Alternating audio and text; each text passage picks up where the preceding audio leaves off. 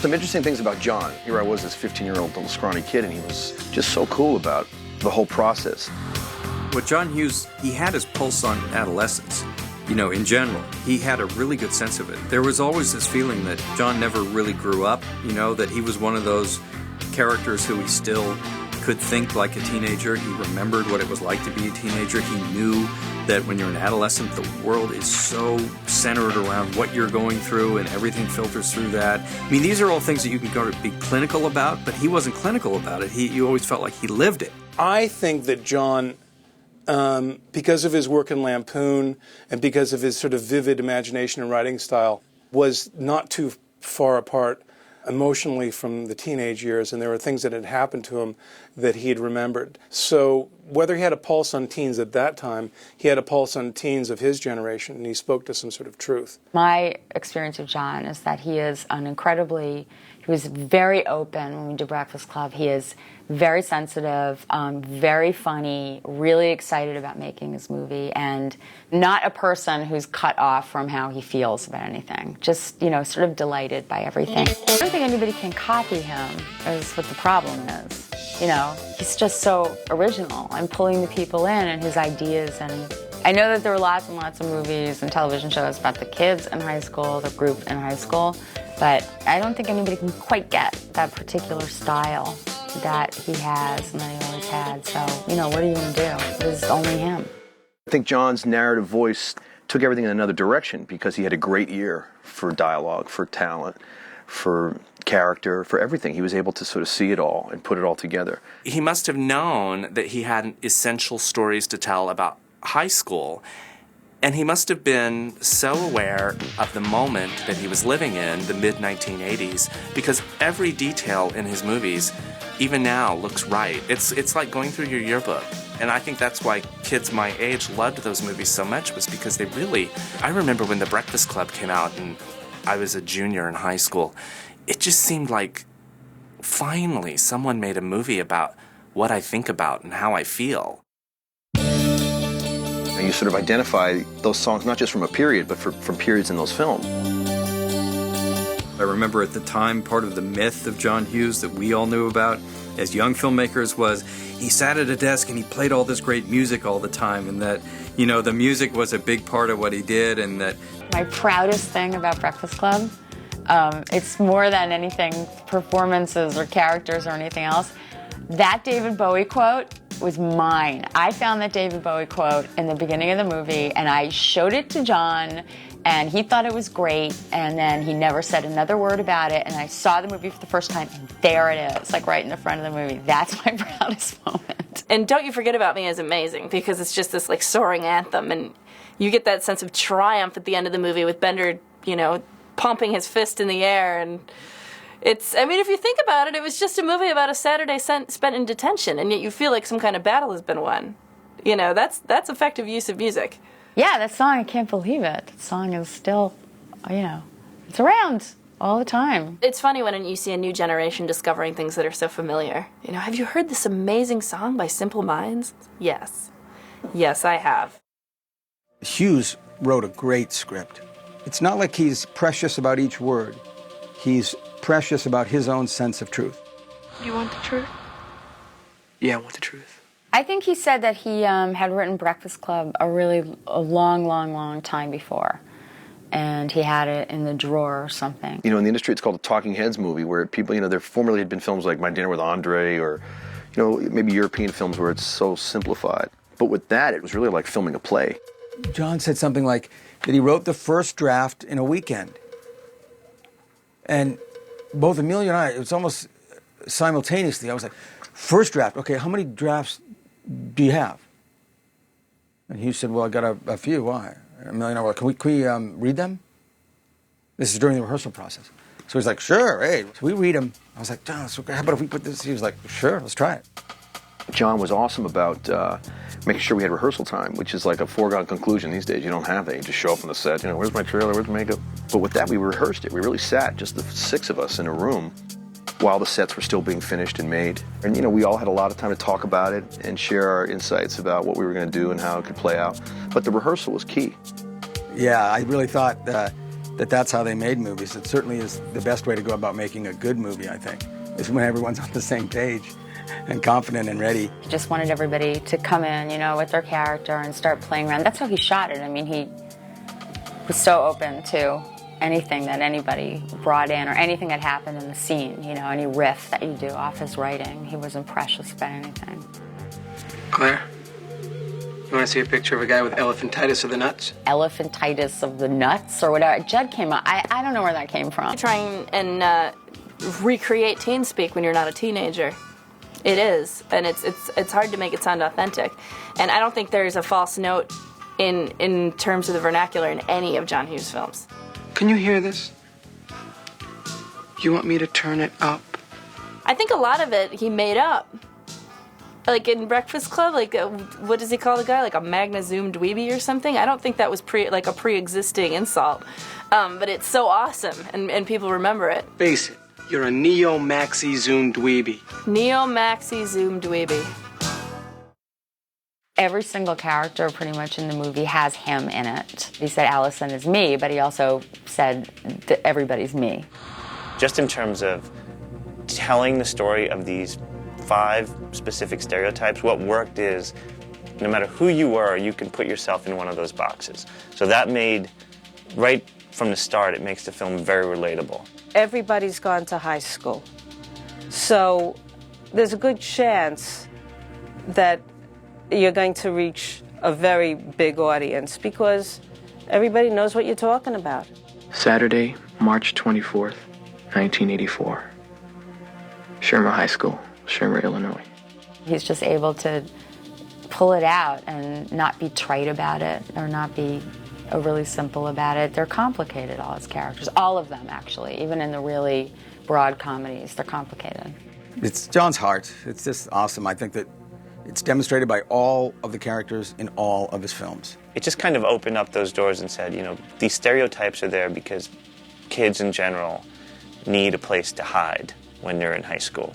And you sort of hide in your little box. People can relate to being marginalized in whatever way, in a relationship, in a family, at home, because of their ethnicity, whatever. You know? And I think what's interesting is the film dares to kind of attack that in a way by using these characters. So it was a brilliant idea. Those little moments where you see where these kids are coming from, where they've already had to put on their armor, and just the way the car drives away from Ally and on the whole thing, you know, it's very subtle at the beginning. It gives us a nice setup to those guys. And the fact that Bender has no parent, that he's just walking on his own. I mean, I think that those are really good setups. Excuse me, sir. I think there's been a mistake. I know it's detention, but I don't think I belong in here. John Hughes obviously drew a lot of poetic inspiration from Molly's performances, and at some point he lets her take over the character. But it's a really innovative bit of casting in Breakfast Club because he's having her play somebody who would have been friends with Carolyn in 16 Candles. Like, she's in. She's popular, she's rich, she has sushi for lunch, and yet she's extremely vulnerable. If Molly wasn't written in such a way in The Breakfast Club, and her background wasn't written in such a way, I wouldn't know what to draw from, basically. He gave the roadmap to the look. So she's a prissy girl. First I wanted her to be like the rich little girl in pink and a little beret and, you know, the diamond earrings, the little studs and little short skirt. And that was kind of, she was edgier than that. So then we went into that Ralph Lauren kind of straight wrap skirt with the boot, and it had attitude. Her clothes had an attitude. She had attitude. Now, Molly, in front of her father, gives me an earring. So she's going to have to, she's choosing that road for herself, which is quite wonderful, because she and Daddy are not going to get along the next day. It's going to be good for me. So I'm okay with that. His attitude was perfect. I like that other people started wearing the clothes because my mother has been giving me a hard time for a long time. What's with the boots? What, tying the shirt around your waist? Tuck it in, tie your shoelaces. It's like, Mom. She's like, you're a bad example. Kids are going to fall. It's like, well, or better than being pushed, I guess, you know. The Seattle Sound copied the grunge look of Judd Nelson in The Breakfast Club, okay? That was him. That was a changing moment for me because I did go out and buy a trench coat, you know, and I put pins on it, and I grew my hair, and I wanted to get my ear pierced so some girl would give me her earring. In the way that I think I related to Andy's character as who I was, in that film, Judd Nelson was who I kind of wanted to be. It's a really great performance, and again, it probably affected a lot of kids the way it affected me. You walk out of that experience a changed person. The Breakfast Club actually does get pretty heightened. It gets pretty melodramatic.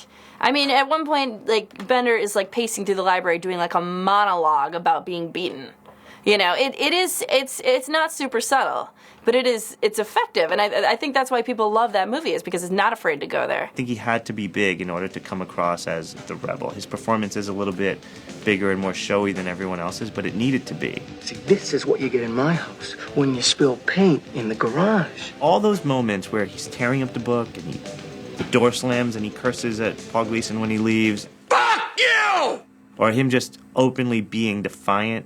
Everything builds up to the moment where Molly Ringwald kisses him on the neck. He's, for the first time, completely not really sure what to do. He can't do anything. He can't tear anything apart or yell or curse. He's completely disarmed. And then she gives me a gift, which is interesting. And I like that John has me take it. Because theoretically, after my big speech about, buying stuff, am I going to be so, no, take it. Don't be an ass. If for no other reason than, can talk to her, Monday, maybe. I watched that movie, and I still love that movie, and I still love to dislike that guy. And I think Judd Nelson has had to bear that cross all these years. I think people still strongly identify him in that role. I like that they respond well to that character, and I like that I was able to serve John's material. But it is strange that then I'm confused with that guy. He's really a funny guy. He very unlike his character. Super cool, so funny. When I look back at my career, like certain people stand out, and Downey was one of the funniest ones. Judd is another one of the funniest guys I've worked with. Great spirit. Well, I love Judd. I mean, Judd is geniusly funny. Really verbal.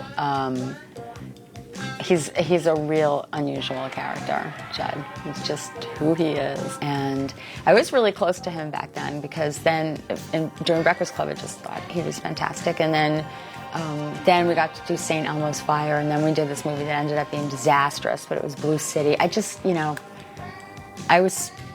We're just really comfortable with each other. And Judd definitely came ready in that role. I mean, he had a great passion and a focus then, because he knew he had landed a great role, and he delivered. Hughes writes this thing where the girl's going to rub her head to make the dandruff fly out like snow over this beautiful drawing that she's done just with a pen. We learned so much about the girl then. Ha!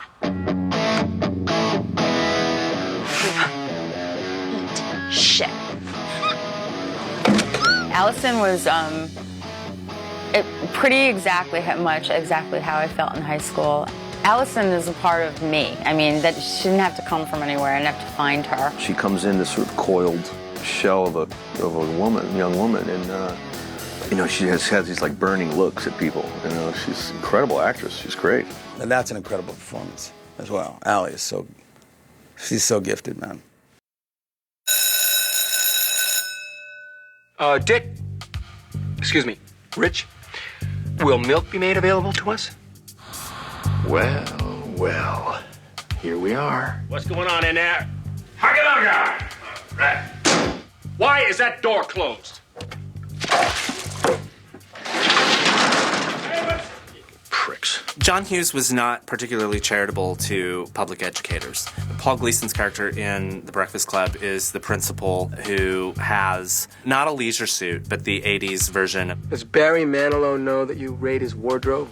One good thing about that character is that it's clear that he's in detention too. That by having to be there to discipline these kids on a Saturday, he has to be there as well. And he doesn't appear to have a lot to do at school that day either. It's a bad day for him. Paul Gleason's a good actor, and he could play that role without turning it into a caricature, which I think is crucial to the success of that movie. Even though we all watched it identifying with the kids, on some level you have to believe that the adults are real, and he's real. We know that there are people like that, and you know that they have a heart somewhere, or you can be sympathetic to them, but you don't want to see them caricatured. The adult characters are amazingly set up for the kids to bounce from and off of. And in Paul Gleason was the perfect character. My God, he's holding court. And then you could see the only authority this guy had was at school over these kids. And Judd was punching at it, kicking at it. Paul was a great guy to have as like an adversary. He was great. And he brought so much to that as well, that looking at himself in the glass, the reflection of the fire extinguisher thing, like, he haga as he's walking on. It's like, he's so cocky. Haga-naga! Right. Paul Gleason didn't have to ever try to be funny. He just was. I don't know who came up with that weird contraption on his desk. He's spinning something at some point. He was great. I had to, And so I kind of flinch, and he doesn't do anything. And he goes, I knew it. You're a gutless turd. I'm like, damn. I mean, there's real anger in Paul's character that's palpable. When Kapelos catches Paul reading the files, and he goes like, "Oh, Dick," and I'm like, and he's like, well, no, I don't think we have to say anything about this. It's like that great thing. It's like, so he looks like a kid then too. And after about 2-3 takes, John came up to me and says, "Cut him off. Ask him for $50." And the look on his face was pretty real, because we yelled "cut," and he started bearing down on me, going, "Why are you interrupting me? And what's going on?" And it was difficult for a few moments after that, because he didn't expect that. What? $50. John asked me about casting, and he brought up Paul Gleason's name, and we'd both seen him in Trading Places. And there was this hilarious scene which he called to mind, which made us both laugh, where this old lady approaches him, and he's on the payphone, and she wanted to use the payphone. And he's just had this great kind of stern look that he could always like summon. And the lady comes up to the payphone, and he looks at her and he goes, "Fuck off." And it's just like one of the funniest things ever. Unbelievable. It's like, I want to have my job. I was like, that's excellent. Clarence Beeks, who ends up in that monkey suit. Oh, God. But Paul was a great guy. I mean, Paul is a guy that became a friend of mine. And I'd hang out with Paul and meet him for lunch, and and he was like an uncle or a dad. He was always that go-to guy, a really known and loved character actor. He was very much a part of the process, encouraging of all of us as young actors, and really hip and right there. God rest his soul. He was a good guy.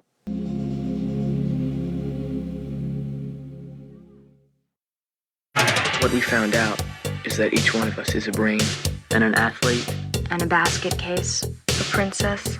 and a criminal. Does that answer your question? I'll never forget the first time I saw Breakfast Club with a big audience, and it was in the west side of Chicago, and the audience was kinetic, electric, with sort of a response. Kids would say a line on screen, and kids in the audience would respond. And there was this sort of, prayer group meeting to it that I think people recreate in their own home movie environments now when they see those movies. Around 10 years after Breakfast Club came out, I felt like, why was this movie never going to go away? I mean, I'm trying to do this, I'm trying to do that, I'm trying to, grow up as an actress, blah, blah, blah. Now I'm very comfortable with where I am, and I like it. I like it that I have a daughter who's never seen a movie I've been in, but I think she's going to like this one when she sees it. I like that it isn't dated and it's still around. It's like a once-in-a-lifetime part. People don't get those kind of parts very often. So I feel like actually it's a huge gift, the whole movie. But at this point, I can't believe that I was in a movie that has had that kind of, made that kind of stamp or had that kind of effect on so many people. It's crazy. I've had a lot of time to think about the value and the sort of impact that film had, and I'm honored by that and blown away to be a part of it. And I think that really my feeling about why the Breakfast Club works is that it's a sort of deconstruction of stereotypes. It allows us to see everybody where we think they are, and then by the end, if there is a moral or a fable to it, that we're all more alike than we thought, And I think that's... People were always asking that when it first came out, well, what do you think's going to happen on Monday? Like, I don't know. I'd like to see how Allison comes in to school on Monday. I think I'll support Allison either way. Whatever she does, that's how I'm going to play it.